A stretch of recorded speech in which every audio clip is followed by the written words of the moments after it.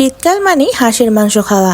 আর সেই হাঁসের মাংসটা যদি একদম ভুনা ভুনা নতুন আলু দিয়ে তার সাথে আস্ত রসুন দিয়ে রান্না করা হয় তাহলে তো কথাই নেই। হাঁসের ভুনার সাথে যদি গরম গরম ধোয়াটা ঝরঝরে ভুনা খিচুড়ি থাকে তাহলে তো খাবারটা একদমই জমে যায়। ভুনা খিচুড়ি তার সাথে হাঁসের মাংসটা আমি কিভাবে রান্না করেছিলাম সেই রেসিপিটি আজকে তোমাদের সাথে এই ভিডিওটিতে শেয়ার করব।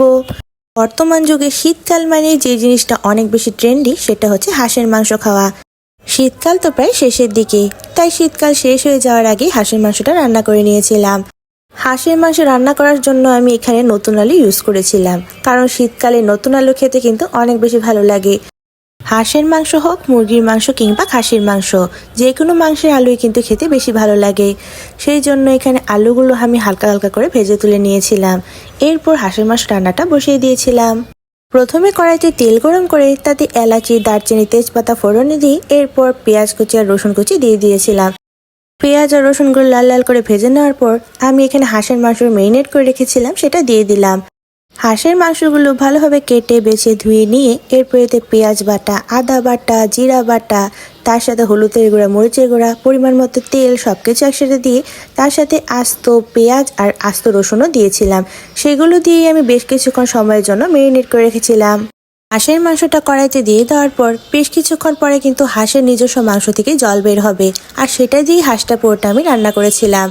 এরপরে ভেজে রাখা যে নতুন আলুগুলো ছিল সেগুলোও দিয়ে দিলাম। মাংসের সাথে আলু সবকিছু একসাথে ভালোভাবে কষিয়ে নিচ্ছিলাম। একদম ভাজা ভাজা হয়ে গেলে আর ভালোভাবে কষে গেলে সেটার মধ্যে আমি পরিমাণ মতো ঝোল দিয়ে দিলাম।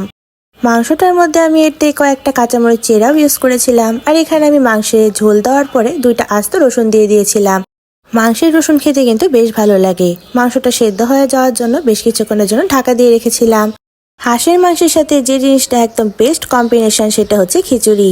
এখানে আমি পোলাওয়ের চাল নিয়ে নিয়েছিলাম, তার সাথে মসুরির ডাল আর মুগের ডাল একসাথে নিয়ে নিয়েছিলাম। এবার খিচুড়ি রান্নাটা শুরু করা যাক। খিচুড়ি রান্নার জন্য কড়াইতে সয়াবিন তেল গরম করে এতে ফোড়নে দিয়ে দিয়েছিলাম শুকনো মরিচ, তার সাথে এলাচি, দারচিনি, তেজপাতা, লংও দিয়ে দিয়েছিলাম। কয়েকটা পেঁয়াজ কুচিও দিয়ে দিয়েছিলাম, যেগুলো আমি লাল লাল করে ভেজে নিয়েছিলাম। এর সাথে আমি আলাদা করে মুগের ডালগুলো ধুয়ে রেখেছিলাম, সেই মুগের ডালগুলো কিন্তু আমি পেঁয়াজের সাথে ভালোভাবে ভেজে নেব। এবার খিচুড়িতে মশলার জন্য এখানে আদা বাটা, জিরা বাটা, হলুদের গুঁড়া আর মরিচের গুঁড়া আর অল্প পরিমাণে লবণ দিয়ে ভালোভাবে ডালের সাথে কষিয়ে নিয়েছিলাম। মসুরের ডাল আর আতপ চালগুলোকে আমি আগে থেকে ধুয়ে তারপর জল ঝরিয়ে নিয়েছিলাম। সেগুলি এই মুগের ডালের মধ্যে দিয়ে ভালোভাবে ভাজা ভাজা করে নিচ্ছিলাম। খিচুড়ির চাল আর ডালটা যত বেশি ভাজা ভাজা করা হবে তত বেশি ভুনা খিচুড়ি হবে। চাল আর ডালগুলো ভালোভাবে ভাজা হয়ে গেলে এতে পরিমাণ মতো জল দিয়ে দিলাম, যাতে চাল আর ডালগুলো ভালোভাবে সেদ্ধ হয়ে যায়। তার সাথে আস্ত কয়েকটা কাঁচামরিচ, আর এখানে যেহেতু শীতকাল তাই কয়েকটা মটরশুঁটি ইউজ করেছিলাম। এইদিকে আমার খিচুড়ির চাল আর ডাল ভালোভাবে সেদ্ধ হওয়ার জন্য রেখে দিলাম। তার সাথে এদিকে যে আমি ঢাকা দিয়ে রেখেছিলাম হাঁসের মাংসটা, সেটাও কিন্তু ভালোভাবে সেদ্ধ হয়ে গিয়েছে। তাই সবার শেষে মাংসে এখানে আমি গরম মশলার বাটা ইউজ করেছিলাম।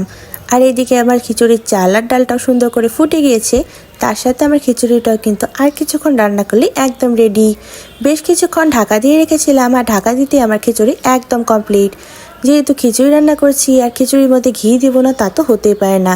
পোলাও হোক বা খিচুড়ি, যে কোনো রান্নাতে যদি ঘি ইউজ করা হয় তাহলে খেতে কিন্তু দারুণ লাগে। তাই এখানে আমি অল্প পরিমাণে ঘি ইউজ করেছিলাম, আর তার সাথে আমার খিচুড়িটা একদম কমপ্লিট। এখানে আমার হাঁসের মাংসটাও কিন্তু একদম রেডি। একদম গরম গরম ধোয়াটা হাঁসের মাংস ছিল, তার সাথে মাংসটা কিন্তু একদম ভুনা ভুনা রান্না করেছিলাম। হাঁসের মাংস ভুনার কালারটা কিন্তু দেখতে অনেক বেশি সুন্দর হয়েছিল, একদম লাল লাল আর ঝাল ঝাল। তার সাথে একদম ঝরঝরে ভুনা খিচুড়ি তো আছেই, তাও আবার মটরশুঁটি দিয়ে। খিচুড়িটা কিন্তু অনেকটা ঝরঝরে হয়েছিল। গরম ছিল তাই বোঝা যাচ্ছে না, তবে ঠান্ডা হওয়ার পরে কিন্তু বেশ ঝরঝরে হয়েছিল। সেই সাথে তো আমার হাঁসের ভুনা আছেই। এই তো আমার শীতকালীন স্পেশাল একদম ভুনা ভুনা হাঁস, তার সাথে গরম গরম ঝরঝরে ভুনা খিচুড়ি একদম রেডি। এর সাথে কিন্তু শীতকালীন স্পেশাল টমেটো আর ধনেপাতা সালাদও ছিল। খিচুড়ি, হাঁস ভুনা, সালাদ, লেবু সবকিছু নিয়ে খেতে বসে পড়লাম। সত্যি বলতে খিচুড়ির সাথে হাঁসের মাংসটা খেতে কিন্তু অনেক বেশি মজা লাগছিল। হাঁসের মাংস আর খিচুড়ি দুইটাই খেতে কিন্তু বেশ মজা হয়েছিল। আর তার সাথে খেতে খেতে আমার আজকের ভিডিওটি এখানেই শেষ করছি। আমার আজকের ভিডিওটি ভালো লাগলে কিন্তু অবশ্যই একটি লাইক করে দিবা সবাই। তোমাদের সাথে নেক্সটে নতুন ব্লগে আবার দেখা হচ্ছে। Thanks for watching, by.